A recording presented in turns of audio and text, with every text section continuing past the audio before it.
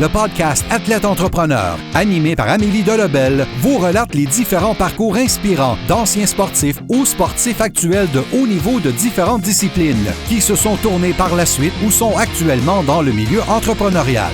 Des entrevues et reportages qui sauront vous motiver à atteindre votre plein potentiel. Le podcast Athlète Entrepreneur, des cheminements à découvrir.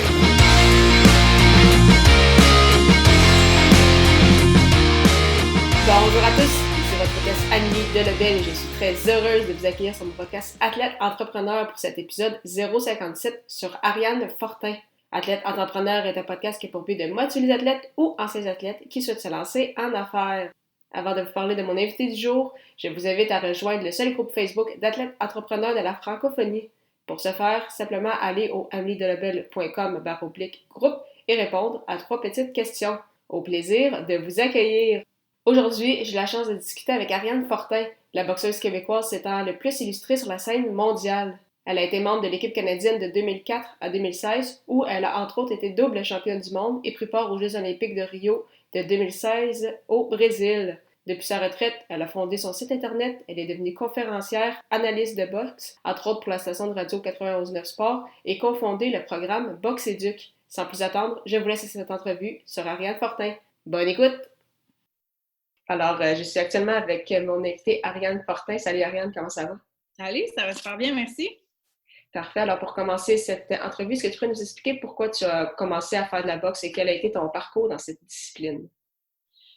J'ai commencé à boxer quand j'avais 16 ans, puis j'ai commencé, c'est un petit peu drôle, c'est parce que j'ai vu un film qui s'appelle La Pugiliste. Ça raconte l'histoire d'une fille qui est un petit peu thug, un petit peu tomboy, elle habite dans le Bronx à New York, puis elle se met à faire de la boxe, puis elle devient une championne. Fait que j'ai vu ce film-là, puis je me suis dit « Ah, ça va bien l'air le fun ». J'avais jamais fait de sport de combat, j'étais pas du genre à me battre dans la rue ni dans la cour d'école, mais j'ai vraiment eu la piqûre à partir de ce film-là. Puis j'avais 2 amis, 2 garçons qui, eux, faisaient de la compétition de boxe olympique au niveau régional. Puis j'ai commencé à aller au club avec eux. Puis j'ai vraiment aimé ça. Puis comment ça s'est déroulé après ça, quand tu as commencé pour le plaisir? Parce que ça a quand même rapidement monté ça à un très gros niveau. Oui, ça m'a pris 3 ans. En fait, au début, mes parents voulaient pas trop que je fasse de la compétition. Ils voulaient que je m'entraîne, il n'y avait pas de problème. Mais les combats, oui, ça faisait pas leur affaire trop. Mais ils ont vite vu que j'étais très passionnée et tout. Donc, ils m'ont laissé faire de la compétition. J'ai fait des combats locaux pour commencer. Ça m'a pris 3 ans avant de devenir championne canadienne. Et ça, c'était en 2004. Donc, j'ai commencé là, à voyager avec l'équipe nationale sur le circuit, à participer à des tournois. La boxe olympique, à la différence de la boxe pro, c'est vraiment des tournois. Donc, on arrive là-bas, il y a un grand tirage au sort au début, puis on a fait plusieurs combats pour gagner la compétition. Donc, j'ai voyagé comme ça avec l'équipe. J'ai boxé pendant 16 ans. J'ai été double championne du monde, entre autres. J'ai gagné des championnats continentaux et tout. J'ai boxé pendant 16 ans. J'ai fait 165 combats de boxe. Et puis, la dernière étape qui me manquait là, pour accomplir tout ce que je voulais accomplir, c'est d'aller aux Jeux olympiques. Donc, j'ai réalisé ça à Rio, au dernier Jeux olympiques. Là, je peux encore dire que c'est les derniers Jeux parce que bientôt, Tokyo cet été. Donc c'est ça, en gros, c'est ça mon parcours en boxe olympique. Donc, justement, tu en parlais, ta dernière année, c'était en 2016. Est-ce que tu savais à ce moment-là que c'était ta dernière annne? Puis comment tu as vécu justement cette année-là un peu spéciale, sachant que c'était ta dernière après autant d'années à avoir donné à la boxe? Ben en fait, ce que je prévoyais faire, c'est de boxer encore 1 an après les Jeux. Quand on est athlète d'équipe nationale, on a la chance d'avoir les services des game plans puis d'avoir des belles et bonnes personnes autour de nous. On a accès, entre autres, il y a Sophie Brassard qui est, je ne saurais pas son titre exactement, mais elle est conseillère, un peu l'équivalent de conseillère en orientation pour les athlètes. Puis j'avais jasé avec elle tout ça à quelques reprises là, durant ma carrière. Puis elle m'avait dit que ce qu'elle conseillait, c'est de prendre une année où on fait la transition, c'est-à-dire que les priorités changent tranquillement. C'est plus la boxe qui passe toujours en premier, ça devient le travail ou bref, les autres projets qu'on a. Fait que dans ma tête, c'est ça que j'avais prévu, d'avoir une année où est-ce que tranquillement les priorités changeraient. Mais je suis arrivée, j'ai boxé aux Olympiques. Il faut dire que dans la boxe, il y a eu beaucoup de corruption à ces Jeux-là. On a mis tous les juges dehors. Là. La boxe est sous tutelle pour les Jeux de Tokyo. Fait que ça n'a pas très bien été. J'ai perdu mon premier combat. Ça a été un de ces combats-là controversés. Donc, je me rappelle que 2 jours après, j'étais avec ma coach au village olympique, puis je mangeais, puis j'ai dit « Hey, je pense que j'ai fini de boxer. » Mais c'était pas ça qui était le plan du tout. Mais puis en même temps, je me suis dit « Bon, peut-être que c'est à cause de tout ce qui entoure la boxe, la corruption, tout ça, que je me sens comme ça. » Donc, j'ai laissé ça mijoter, j'ai laissé ça, puis finalement, c'est toujours resté très, très clair. On dirait que j'avais fini d'accomplir ce que je voulais accomplir là-dedans. Tu sais, la vie d'athlète, ben, tu t'en doutes, c'est beaucoup de sacrifices, tout ça. Moi, je l'ai fait vraiment pendant, au début, c'était pas autant de haut niveau, mais tu sais, bref, pendant plusieurs années, en mettant ça en priorité. Donc, je sentais que j'avais accompli ce que j'avais à accomplir. Puis comment ça s'est passé finalement, cette transition, parce que là, tu es devenue pratiquement du jour au lendemain athlète vers le marché du travail. Donc, comment tout ça s'est passé? Et aujourd'hui, est-ce que l'entraînement fait encore partie de ton quotidien? En fait, la première année, j'ai pris ma retraite officiellement en 2017, là, en mars. J'ai vraiment pris le temps de bien mûrir ma décision, justement, pour être sûre que c'était la bonne. Puis autant j'ai encore la passion pour mon sport, autant c'est toujours resté clair dans ma tête que j'étais rendue à passer à autre chose. Je te dirais que l'année après les Jeux, disons que j'ai pas fait un gros salaire. J'avais encore mon brevet d'athlète pendant les quelques mois, donc ça m'a quand même permis de pas trop me stresser pour le côté argent, justement, puis vraiment me demander ce que j'avais envie de faire. Ma tactique, ça a été de dire oui à tout ce qu'on me proposait. Fait que j'ai vraiment touché à tout. Je me suis dit que c'était la meilleure façon de savoir ce que j'avais vraiment envie de faire. Bon, avant les Jeux, j'ai eu un bac en langue française, donc je faisais de la révision linguistique pour un magazine. Donc, je travaillais déjà, j'avais un bac pour travailler dans mon domaine, mais je me doutais que je voulais pas faire ça à temps plein. Donc, ce que j'ai fait après, j'ai entraîné, bon, j'ai pas fait beaucoup d'argent, là, mais j'ai essayé différentes choses. J'ai entraîné un athlète dont le papa m'avait approché, un jeune d'une vingtaine d'années, tout ça, qui est devenu vice-champion du Québec, donc j'étais avec lui. J'avais juste lui comme athlète pendant quelques mois, donc ça m'a occupée. J'ai fait un peu d'entraînement privé aussi, pas beaucoup, simplement parce qu'on me le demandait, puis comme je te dis, je disais oui à tout. Puis ensuite de ça, j'avais aussi un partenaire d'entraînement avec qui je mettais les gants, qui était étudiant en enseignement de l'éducation physique, qui était en stage. Puis il m'a demandé de bâtir une SAE, là, comme un plan de cours pour son stage, un plan de cours de boxe pour qu'il puisse faire de la boxe avec ses élèves. Fait que j'ai dit oui à ça aussi. Puis ça, finalement, c'est devenu Boxéduc, le projet que j'ai maintenant. Donc, c'est vraiment, tu sais, j'aurais pas pensé travailler avec la boxe récréative parce que moi, ce qui m'allume, c'est vraiment le haut niveau.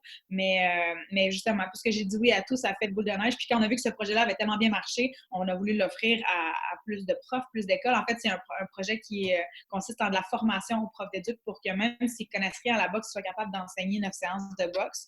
Donc c'est ça. Donc, à un moment donné, j'ai décidé que ce projet-là, il fallait vraiment l'amener à un autre niveau. Puis j'ai dit, bon, je vais me faire une business avec ça.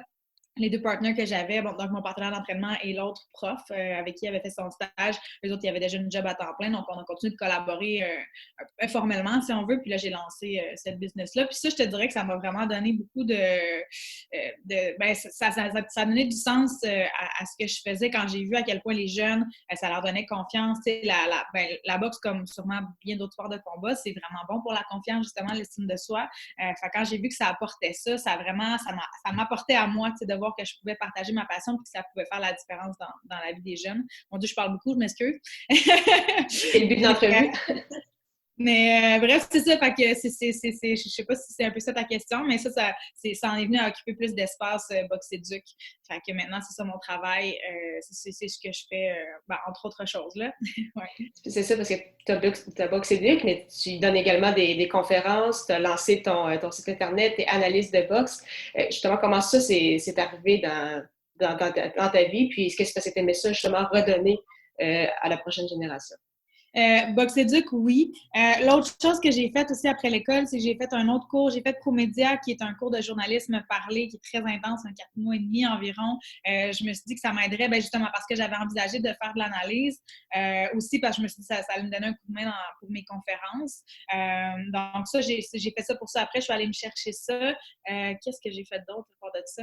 Je sais pas trop où je m'en allais avec ça, mais bref, l'analyse, j'aime beaucoup l'idée de faire connaître mon sport. Il y a beaucoup de préjugés sur la boxe. Pour moi, ce que j'aime beaucoup, c'est l'aspect stratégique, tactique, puis de pouvoir faire comprendre ça aux gens, de pouvoir faire connaître mon sport pour ce que c'est vraiment au-delà du cirque qu'on voit à la télévision, des fois quand on voit surtout la boxe professionnelle et tout, quand les boxeurs sont mal commodes, on pense au Hilton, on en entend encore parler, mais sont clairement plus au bout du jour.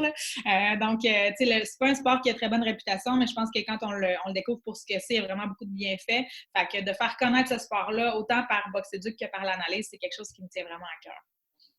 Puis pour les prochaines années, ce serait quoi tes objectifs, tant au point de vue personnel qu'avec Boxéduc? Jusqu'où tu aimerais amener ces projets-là?